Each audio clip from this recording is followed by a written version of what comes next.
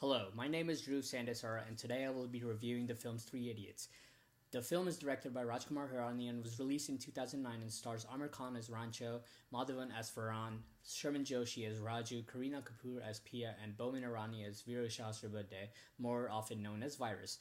The film is an Indian comedy which provides some harsh commentary on the current Indian curricular system. This film takes place in a series of flashbacks that adds depth to each character and the struggles or the plot points that each has to overcome. Overall, the plot is of three best friends in college and their journeys and character development that takes place in each of their life during college life. Raju is the case of the poor aspiring Indian who wants to gain education for the purpose of wiping out his family's deplorable financial conditions. Essentially, he's the family's final hope for a chance to get out of the poverty cycle, and thus he is under immense burden. This causes him angst, due to which he pins a lot of hope on religion and superstition. The film, through the plot of his attempted at suicide due to possible rustication, inducts in him an attitude of gratitude for his life. This is shown in the interview process where he sheds all his religious rings and throws them in the garbage, and gives a memorable and moving speech to the hiring company that even though his grades were low, this new instilled confidence that he has got in the new system of being relaxed and trying to just do good engineering ultimately results in his plot conclusion and him getting hired. The next friend in his perspective is Farhan. He portrays the overwhelming number of youth who do not want to be an engineer or a doctor, but rather have a penchant for arts, but are forced into their respective majors due to the will of their parents. As Farhan did not want to be an engineer, but rather photographer, but his father pressured him to become an engineer. This is one of the most widely common practices in Indian society, which many times have pushed the youth to the suicidal point, which we will come back to very shortly. Ultimately, Farhan's plot is resolved when his father caves into his demands of his son due to more moving, sentimental, loving pleas to him. Back to the suicidal plot. The film goes into deep length in the suicide stats, as the plot itself has 3 suicide attempts that take place in the movie. One was the one that we already discussed about Raju. The other one is about a bright engineering student called Joey, who commits suicide due to his project not being given an extension, and due to this, he was going to basically waste 1 year and kind of drop out. This was the hardest hitting point against the Indian education society system, which is why it does not reward creativity, but rather students who blindly follow the method by empty mugging and memorization, a trait which is personified by another character called Silencer. Everyone knew that Joey was a brilliant student and had amazing ideas, but was pushed to suicide due to the Indian system not encouraging creativity. This is why the protagonist of the film, Rancho, claims that the dean, Virus, that this was not a suicide but a murder by the system of education. This major conflict brings to light that India is a leading country in terms of academic suicide, and thus Rancho spars with the system to reform it, in which we are shown in a scene where he lectures the class on how to teach and how to like engineering rather than just mug everything up.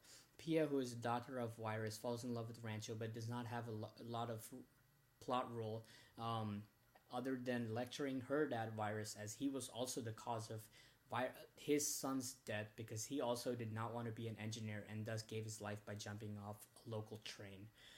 Rancho is basically the protagonist of the film, who is the one who truly loves engineering and tries to show that his method of learning is the best one. He's the creator of the phase that one should not chase success but rather knowledge. Once you have knowledge and the interest in the subject, success will be the thing that will chase you for the rest of your life. One way the film shows this conflict between the two educational systems is between the conflict of Rancho and Silencer. Rancho is the free bird who yearns for creativity, while the Silencer is the one who plainly memorizes for understanding the material. Their conflict starts when Rancho humiliates him in front of the whole college to prove a point that one should not blindly memorize, but rather understand at the same time. Thus, they make a bet of who will turn out successful in the end. This is the current frame of the film, when they are gonna meet up to see who's more successful.